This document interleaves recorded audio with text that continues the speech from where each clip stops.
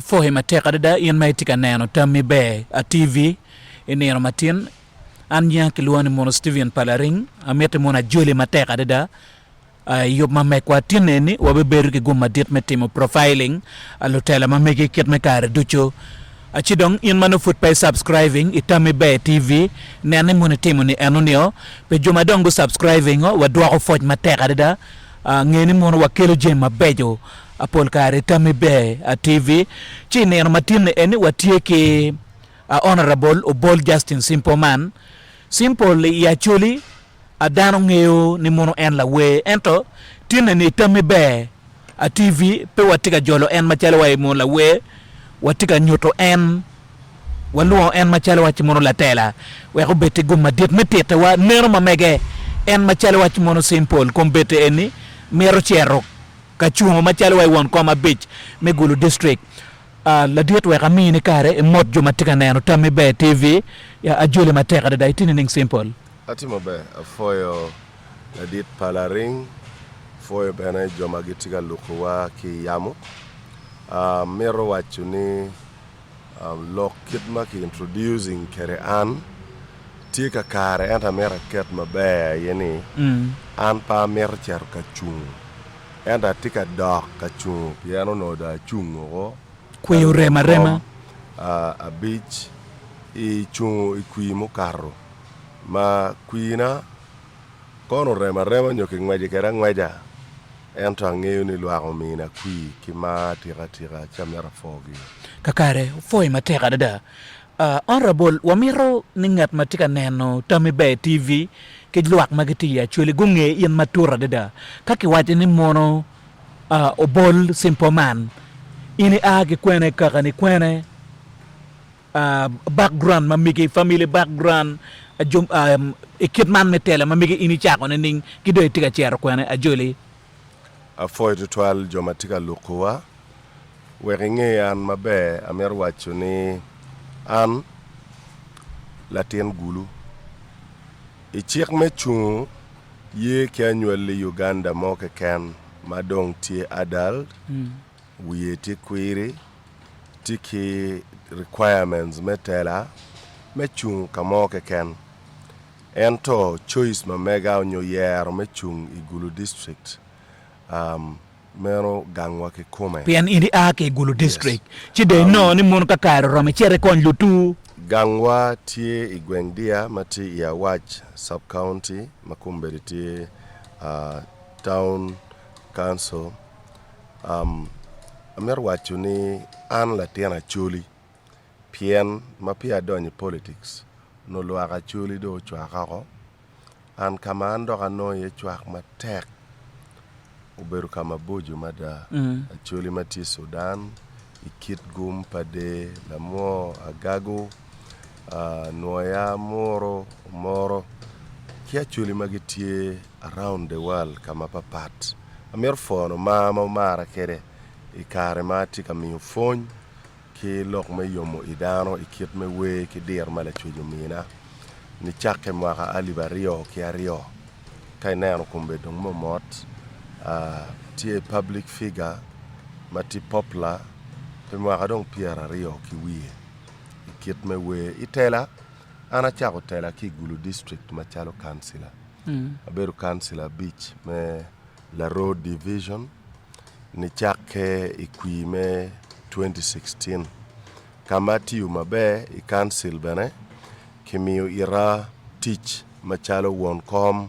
me committees ario mapapat ador waitia kone. It is very rare for a councillor me beru wonkom me committee ario at the same time because one councillor is ono waduong kakare chi wego ana ikare mati council aberu wonkom maneno lokum gudi ki teach pagamente me gulu district local government at the same time aberu wonkom me natural resource nyo lonyo matie maroba mi matie gulu district machalo vua neno lok me fu ki jemu kan duju mati under natural resource department wego a wide ni ngecha ikit metela pien That was an experience ma petit council mo matikere in the history of Gulu district. So a bit talk to twal kitela machon ma Gulu district ni chake kare pa Walter Ochora kare pa Mao ni okere ikom mapenduzi ma watiu mabea tira kachelo kwere. Mena yomi ina kero kichwini kama penduzi dong cherro kwa parliament gang bi dong kianga wero amoro tama me kwa nyufom me chung chia chung daga neno ma ano ma palwa ma terra da ichung na me 2021 ento ikui ni kwanyo kaki declaring in la loyo chide beri kom gin mo rem an ene oberu declaration ero kui na peorem ana foy gin mo rem ene oberu declaration moko ni ina de loyo kenya ka pa pero beri ye ento lo tu ke luak me Gulu district gumi kui na ben in pe ko ke komge apege ko kakare kumbete eni kitay waje kwere etika daga e Gulu to claim what rightly belong to you bien pero beri declaration simple nerma migitinining pero metele Gulu district tika kwena mono Gulu district chalo vote Uganda mo kane duju tela me local government ene ye gurri metela pien ma chel it is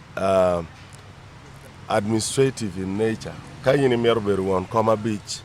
umiringeni ini tika supervising cow ini tika making decision on behalf of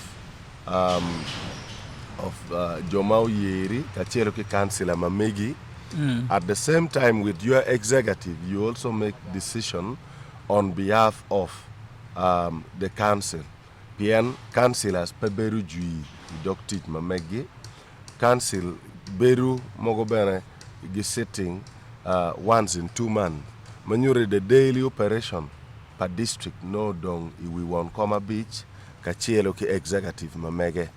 Tian loke ni dano machero nyobino kaberu won Koma Beach. Omiro bedano ma la guakpajo.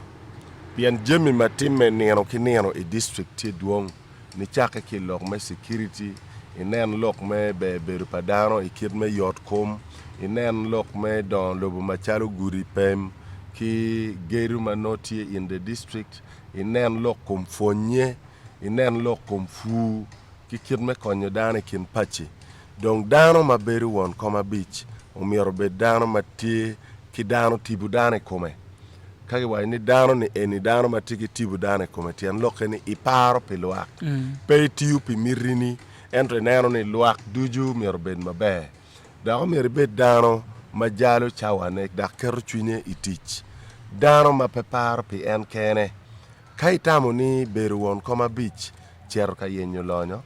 chitelo district loyo pien mera ye kama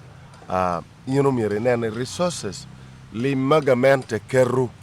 me konyo luak i district enoni ki implementing jami duju ki tiyu keri mabe manyote tela me beru won Koma Beach pemiru ngata doge ke la eno absolutely ka ini miru beru won Koma Beach pemiru ngat ma miri mo karu laju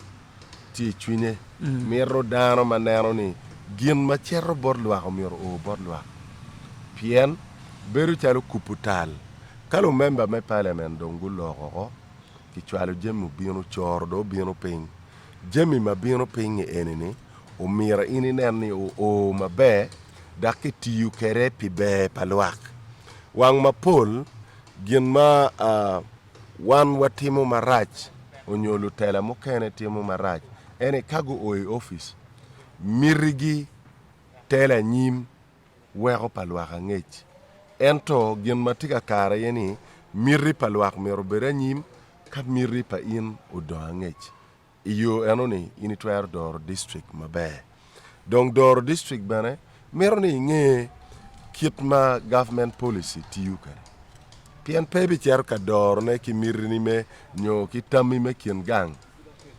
mero bene bit ki at least some basic knowledge of kitma local government unyogamente ki Doro kere local government kero wani local but the system is just the same as central government because the executive umerobetie joma laro lo umerobetie kidong implementation mero betie manyuri the technical staff ma initiyu kedgi omira peguti bene mirigi omira bet in control but with good language medor district pian district ya tirane in machalo in ikelo gena chiel ma per tek simple Yes. omire bet ki good language man yote lep kita ini logo kwer be per tek perete tuto war kin in won kom ka chiel gi technocrat kupowat ikin dano maroma dek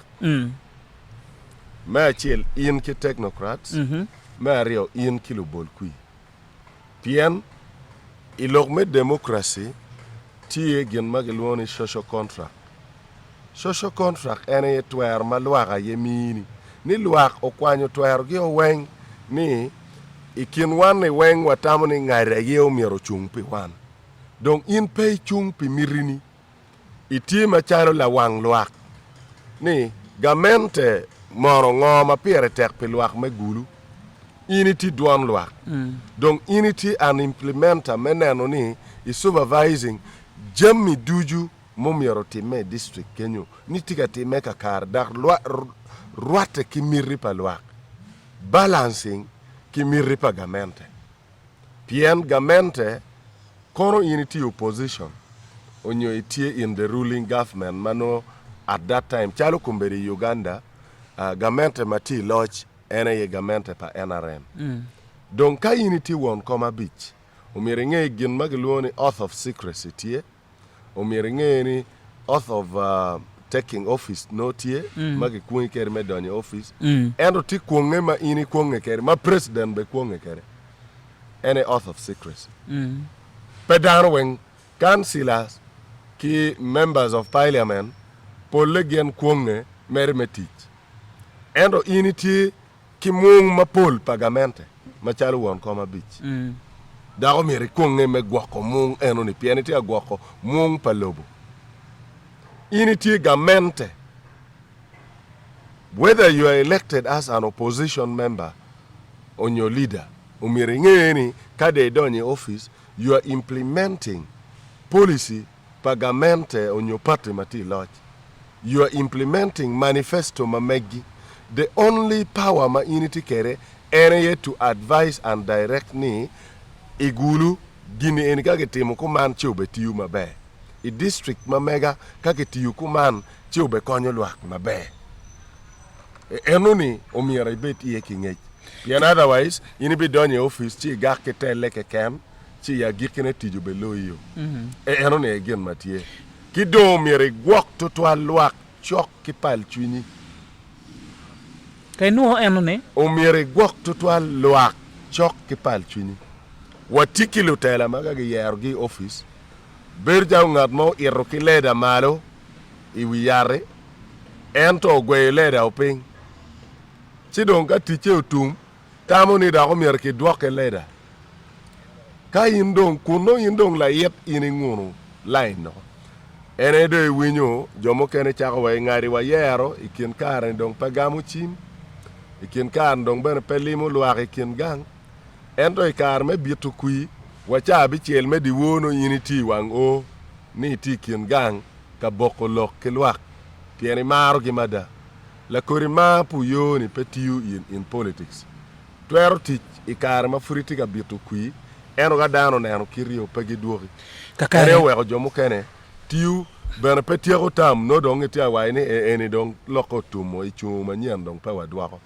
pien no en nyuru kiri dano neno kirio kakare foi ma teka da simple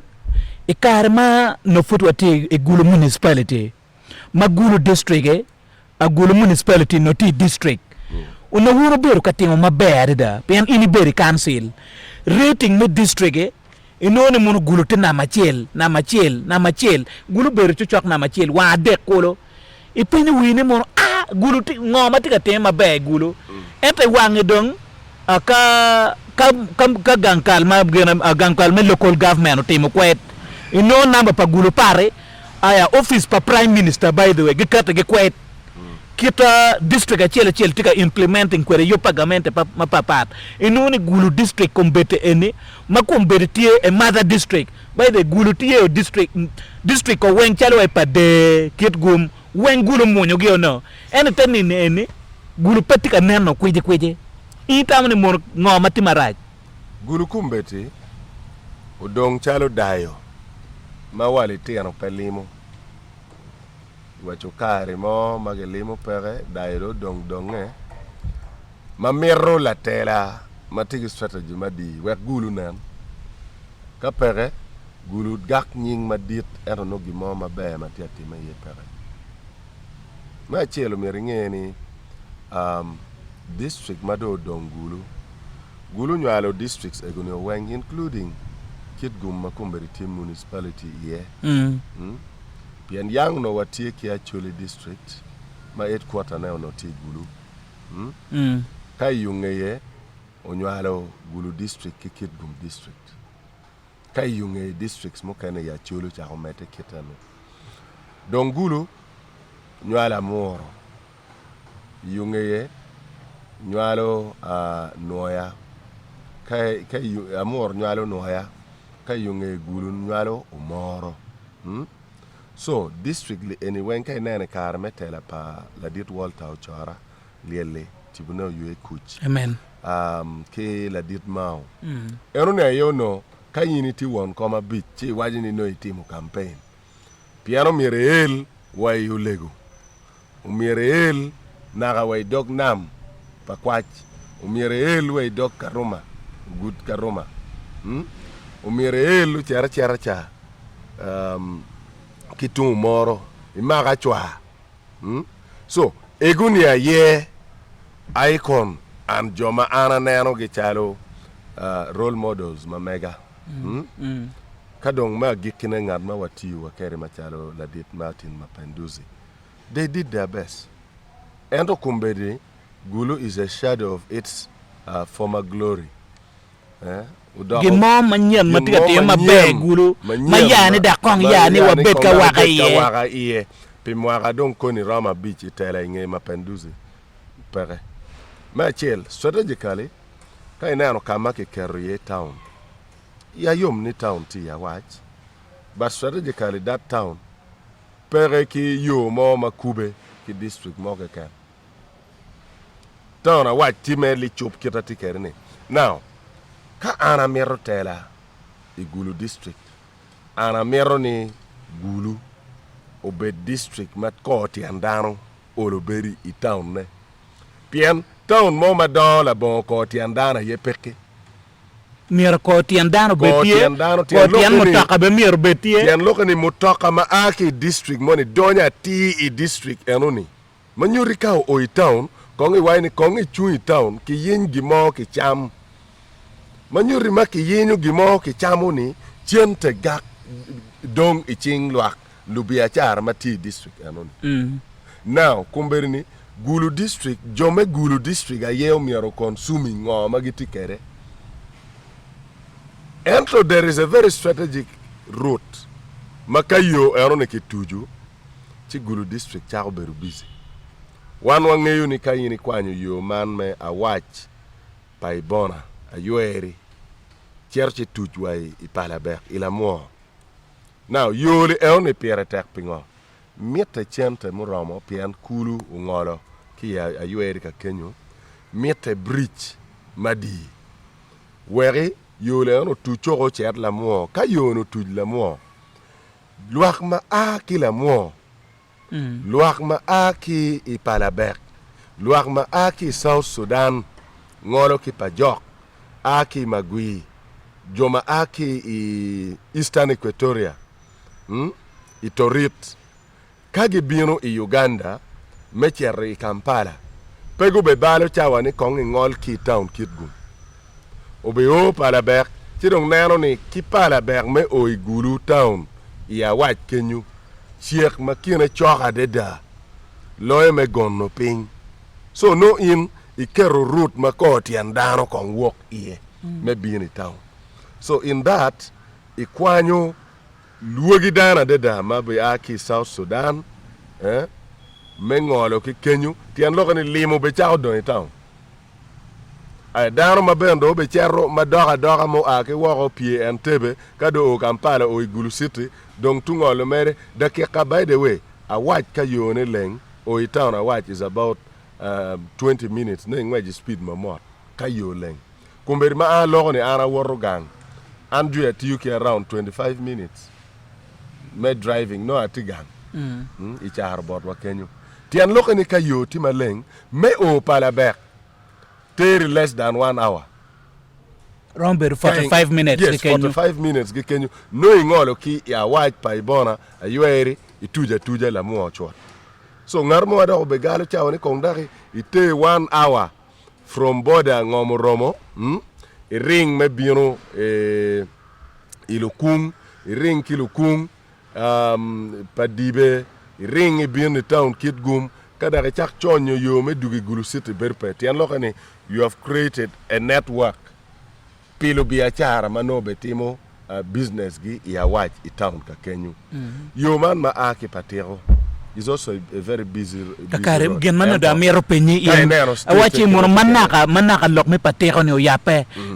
wa mero wa win duani ben ma chalo tami be TV in ko ne waje ne ngo lok me odur ma migi bot gamente wekiti yo an man me patero rote ana tamo ni dano mero wek drama kinying yo ineno kongola duo yemeto kongola yoli eno ni duo majumo kene mero wa biru gi kwi yes gina aro wacho ne ye pengati mo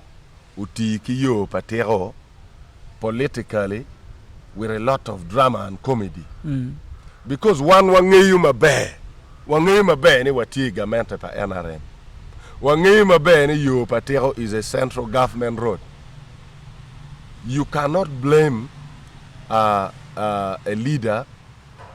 manotika pushing PU and the central government party mugimo. You can only blame such a leader ni is not pushing enough. Pien la tela mi robet ki kero me weko gimoti me.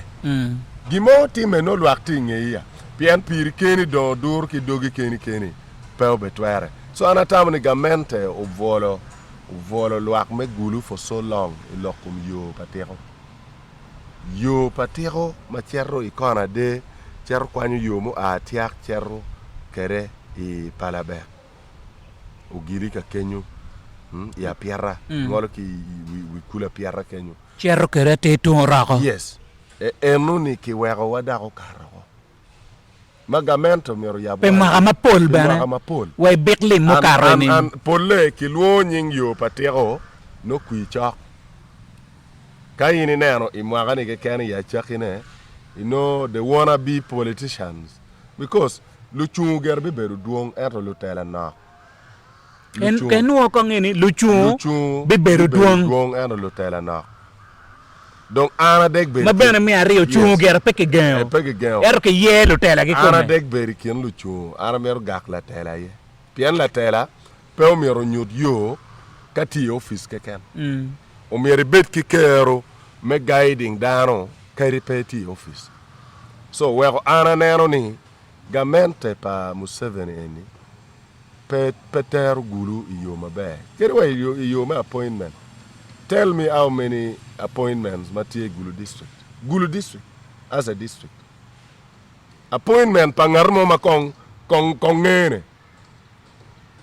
Kong be wa wek dong Ramadan RDC za di ma ake Gulu. Kape an la gobe ki dong be pe. RDC ma mua mani mon gamente ne eni uchim wot gulu mo currently chima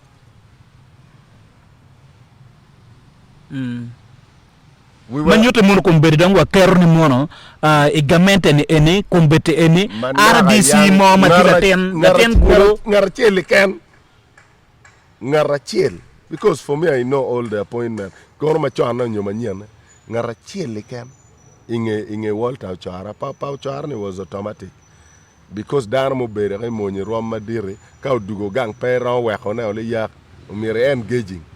pian ga mer tigi tam gi moni ni mong ma pol ma ente ken ke we ata kela yela so po Chara was automatic after Chara we had assistant RDC Umara ma community RDC me la ten ki gene la ten voiture ka kan okay makum bedi bendong no ngole duge city tian lo ni Gulu district as a district at the moment pege appointment pagamente mo manem manyuto ni mono ka obino in terms of regional balancing pege pian ka gitiga ma appointment politically gino mo magamente raw wajo kilu gulu ni wamaru mada wakero latin uni eni kamu nyo pege tene kar mo kar ngeji en gamente e oberu ka wache gulu district yer position mano titke tek ero kumbete ni NRM kana tige on that statement atamo ni tikare mo kene mau mira en kita chuli wani ni yamo bi koro ci dud gwano bi nen ene yo time ya chuli ikuime 2021 kid ma ki manipulating kere process kid ma ki kwalo kere kui kongini nen pol one mawa uno wakaro kuyo to twale party me DP beru ki miyo as a design ni won well mi orbe na maria ria pian kamo ma dong romo kwalo kuini dong diri ma pat ke na mario dong pe chi no kelo Patrick nguri ma no kar kui ki mi na mario mego gurete o kelo ma no kar kui na mario an ma na kar kui ki mi na mario i kui na mario pe edugi ba i kui ti namba na machele ken kere yindo iberu na mario i kui konyepe yinde rom ki ngatu por kui chako so kuma waj lok mani nyeru yele marany manoko karo adek lok ye oni ma miero eni ber pebe kwe chuni be kwe wa chunya so lu bol ku miero karabo ki eroni megani men en na machile ye na miero simple kono wa chero ka dolo ne kwere amete nuo bot jo matika neno Tami Be TV ne indo katio en kito ki waja ne kal ka karo wako dong peluor cheng indo katio ki dong mi giki waki opportunity magwak ini neno ti gulu district makagi chwalo la tela machalo inni gwake chiche nyo gwak gulu be ber mabe chel ana mero wa ni chwak ayepe ogiri koma wenge kui ana ber ka coupe ki councilors magiti council magi bago dogya baga ni won kom wati maraj cha wachi gini jammi duju tiki karne at the right time dano binano kwiri mati yobol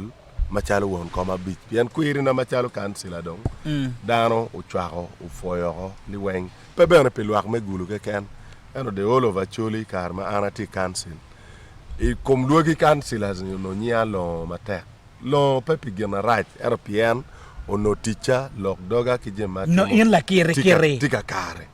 donc en gi metela chele ono ke kwirli eno ni ene bene ana be mete kere meneno ni meno Gulu district oberu kila tela makero gi me lobbying pe district e matek meneno jema pol dans le maduong obiro e district look at the past leaders mano ke luo gini opposition gi lobbying jemi mapola deda watiki regional offices mapol maki lobbying ki kele Gulu makumbe Donti city the same thing Gulu district futie strategically located kama jemi mapol offices ki jem pagamente mapol twerberie projects mapol ento mero la tela mangi lobbying pien besides local manifesto pagamente mati kom ino mi rebet ki kero me lobbying mateka deda amero wacho ni chwak makumbe ana tikere pat ki chwak makimina ma bino tian ma chel ka chu chalu won koma beach ichu mukar kumbere ni luaga ye gitie ingeya mukar miri mamega anil ikar mukar nge alwenyo lwen bo men pien abino pilwak chi alwenyo meneno ni anyuru mirina bot luak ti luak mina kui endo kumberi ma logo ni dana yetie ngeya matek amer wacho ni amer fono chwak matie an piera kana paro motelo district mabedong mada kere kwir ni ning chi achiel pedong kakare so tian lokene o miriti ki luak chi amer fono jo duju magiti ngeya makumberi wa yubo dog jemi wago mechero i piemi enini wano ti acher ka gamo loja ye pieni kai ini chero i area me paicho kama kui ditie area me omel i dok ya waj pokony paibona palaro bino yo walo i bino i voitira patero yo wo onyama areas li egoni yo weng kuina tie kakare simple da kuina mete ye percent mala mal mi agiki la pen ma pere tek pangi kita ini bi ribo kwede with sub counties magite gulu district pien akay chair bot Wilfred ge ay paicho ki wajani mono paicho manaka po ber ke MP nyo po ber ki la tela mo paicho be gitigi mirge aya palaro ben wati mono gen manaka la tien ge mo mayani mono ber tela mo matia te gulu district petie chuer ben kita enone chidong yo kilo joni en wengi mir pa sub county atela chel wabete mo ning ma che pien mi lok adaba peti MP mo manaka furu age paicho ane wangi dong paicho wa gen bege betaw gila tenge aya e biru kita eni e won ko ma biji wini mo manaka won ko ma biji mo po a fut ge botwa wan be wa mero kita ni waromo kelo neno palo gulu ka chele ning ana mero wacho ni tela me kwiri beru tela maribo dano eyo tela me kwiri is not about ana kamunyo tela me kwiri moje umioro gudano duju la ba poka poka pien tele ka o service delivery pede neno ka ba ini age ye chalo ini age gweng dia ne kai lok me nongo la tela maribo dano igulu I think I'm the best person pingo kwara Saverio Kelo paneyune patero paneyune I paicho meni purogo an mamana la paicho I pailim paneyu wora ma paneyu wa madit patero kal so you can see the balance one gang wati gweng dia endo paneyu wora ene wero kai winyu we man me patero pian mamana madir be dan mamara dada chu wero aboro ki kilo patero pitian loki enoni ma oberu la miel mo mala ker mada kache lok me weti koma chi atamne dana rio contributing because from my grandmother babana beru la fonwe kerga bedni ota o chon no frati mo ga dek ken so paneya wa ge gang wa wenti gulu so mero mioni chunya o duju no serving dano duju maroma kidong pa oja pa yera kal ana kwanya nyera pa yera so tian lokeni kayini neno luak me pa yera ipungole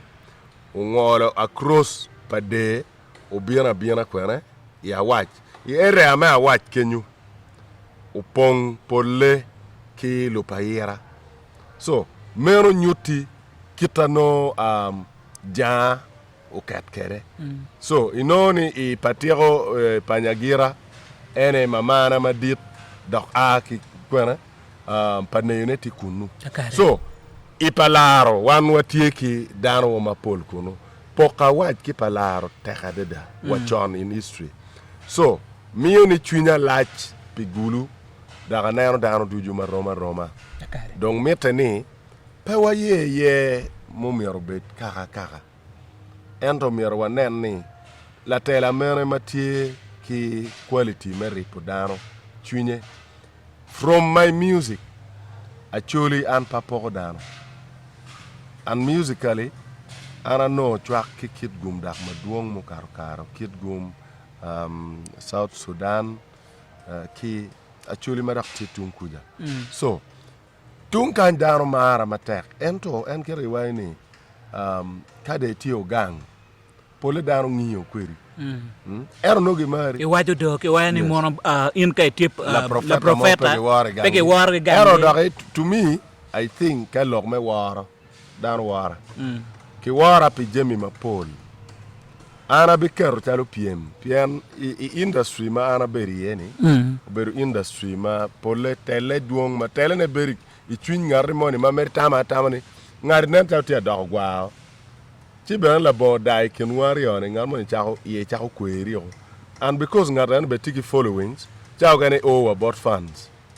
mangar mon tama wa join nan chalo bara medi beri we pi mo ga piare ko win an pa mon ke ngar mo ga an cha den pe I kar moni ana miyo ma chalo la chama ni kachi ngari mo no we mo mana wero ayer la we la wara cha wayo ni pala ring ming onyo dong ming nyo nga ming a mi million achel ofa yani we cha ni tie ngar loy pe Pien ibi yinyo kwe we mo ma ubolo yer la we la wore unyo ulogo marach ki ying la we la wore u yer unyo kere social media pe no an kirako pien ichwinya a cholo jula ana beru la ten kich magiere mo pere dano ma wono ta ma futi mo ha dek ken adon ching dano angeyu pero wero konyo lo pero yot achole weng lu nyoru na kakare acholi ene yo jula so pebe dak ni weri na yego jula bene bi cheke borra chole me mete weri na mara mada ento acholu mara acholu gwaka acholu pera mego mo gwaka ma tek abedak gangiti wala mogi gwaka gang lega ma tek tutwa la fon li evento gwaka tutwa le ole rosary lu Kristo mo gwaka polle jomano a kid gum ki kamukene eno ni acholo gini ning mapat ki dwako ma ki tela mabe so itela na peti itela ma poka ka ini wajo ni in la gulu dak tutwal chi nyom mano kakima pol ki nyomu gi gulu ni ko ibi timo gini ning pien gene megewa in pe to tiet medikalu o pol mon mati gulu ibi no ke kelu gi kama bojo so ka in la tela mala pok dano in pe tibu dano ti kumi dak bana pe no kui well foi mateka da simple foi mi chawani akitami be tv lego in mighty wako kenyo ka foot pe subscribing page ma mekwa ne moni temo akidong bene temegi tek me following one machalo etami be tv lo tela ma politika bino simple wachi lu chum tika bino en lo tela na kengi wachi mono en la tela en pe la chum American Matie machalo tami be TV wa mio tambot in machalo la bol kui lutela mapol go bo kate wako amuka ene bedo yabo warako charu loko mono wat kwer ni mono ni achuli ne chono wachi ni mono tuol mabo pe go do ma chek fido do ma chek pe go ngo tu pe go tuol ya lai ni mura achuli ne chono wachi ni mono o do mabo ne mo tuol mabo pe go do ma chek so waneno lutela makita eno ni kakar ne ramo a simple machalo tami be tv wachika ni wabeberu kan lupokori kit ma itiga wot kwede kakar mi campaign ramo kar mi bolo nyingo ramo waneno ni mono wakelo bene wek dano bete gumma dit mengeye ne ya ana mero wacho ni atiema kuma pie da atiki gen dak bene kui pe no mane beru motli boy yelle ye kakar so kar ne ramo ma workin pion beberu matek ento pa mera nyupe ki primaries pa NRM yana andong pe level me primary anda tila chu pa party Democratic Party to twale le chu metel lo gulu district kakare donc machalo la tela ana timu jemena at the right time so ni chake dwema ber ka boro abiberu kalimo dana ye pe ka cerka yenyu kwi mo me primary abilimo dano pe duario enoni kada koro nomination idwema bongwan kapa chiwa donyi kom campaign kakare mengo poyo widano pigina yano wandong wa planning ni umyaro wa team pe gulu bidon da ten ka kinwalo kero dure ping ka kero dure ping mul umyaro chak wot so gulu myaro pe gaga fura gulu myaro wara nyim kakare ana foy lok ma pol tie kono balalo ki ngol jemi me gulu pol ma petum i tv ento mero la tela matiki lwari chwin wer jemi ne ki tim kakar ki gwak ngom matie ki nenni twer palwak me gulu ki waro gulu peda ko mira o dok chalo district achiel mela bol ma lurok ma kumberi ki luo gini balalo ene yo miro lowa pien ka yini o kumberi ipalaro ka itie kona de ka dong penge lep Kiswahili ki lep loga no pe ramo walo gene be jogo muchoro i chuk kumberi man me gene me chato diang mati kona de it is very painful men ipalar kabana ake yene nano so palaro pedo dok chalo ena ye yu achiel me chako choro anyuali wake kome me gulu ni umiara biano aako chilu roga yo bion ule ngoma chuli jamili eni ni pepe gulu ke kan man ere me concern ma miete lutela magiripe kai tie won kom me district mon umiara ne ni mako chi